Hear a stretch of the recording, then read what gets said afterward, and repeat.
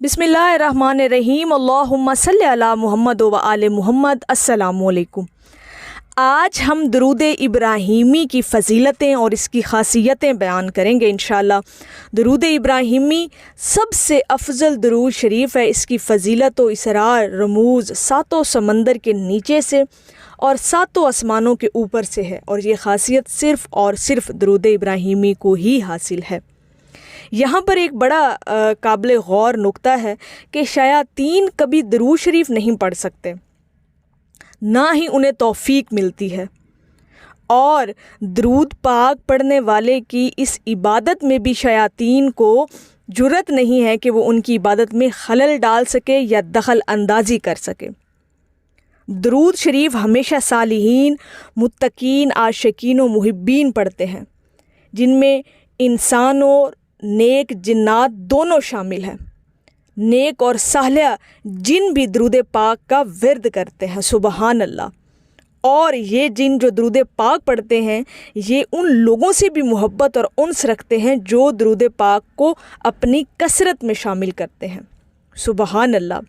اسی طرح جب کوئی شخص رات کے اندھیرے میں درود ابراہیمی کا ورد کرتا ہے کہ جب خلق خدا محو آرام ہو، تب مکمل اہتمام و انتظام کے ساتھ محبت اور توجہ اور یکسوئی کے ساتھ درود شریف پڑھے، تو اس کے منہ سے ایک ایسی خوشبو پھوٹتی ہے کہ انسانوں کے علاوہ تمام مخلوق اس خوشبو کو محسوس کرتی ہے، سبحان اللہ۔ اور درود ابراہیمی پڑھنے والے اس شخص سے خوش ہو کر اس کے لیے دعائے مغفرت کرتی ہے وہ خوشبو جو اس کے منہ سے پھوٹتی ہے درود پاک پڑھنے سے، سبحان اللہ۔ اور جس جگہ پر درود ابراہیمی پڑھا جاتا ہے، وہاں کے در و دیوار الغرض ہر چیز اس ذاکر سے مانوس ہو کر اس کے قدموں میں بچھی چلی جاتی ہے، سبحان اللہ۔ اس سے بڑا اور فضل درود ابراہیمی کا نہیں ہو سکتا، سبحان اللہ۔ بظاہر یہ سب ایک انسانی آنکھ نہیں دیکھ سکتی، لیکن جس کو اللہ تعالیٰ دل بینا یعنی قلبی آنکھ عطا کرتا ہے، وہ اس ساری کیفیت کا پورا اندازہ لگا لیتا ہے۔ اسی طرح جو شخص درود ابراہیمی کا عامل ہوتا ہے، اللہ پاک اس کے چہرے پر ایک ایسی وجاہت اور نورانیت عطا کرتا ہے کہ اہل نظر دیکھتے ہی فوراً پہچان لیتے ہیں کہ یہ شخص درود ابراہیمی کا عامل ہے، سبحان اللہ۔ اس کے عکس میں درود ابراہیمی نظر آتا ہے، پھر اس کو خاص قرب سے نوازا جاتا ہے اور اس پر خاص قبضی توجہ ڈالی جاتی ہے، اور اللہ کا خاص کرم ہوتا ہے اس بندے پر، اور محفل میں جس جگہ بھی وہ شخص جاتا ہے اس کے لیے جگہ کو کشادہ کر دیا جاتا ہے، سبحان اللہ، سبحان اللہ۔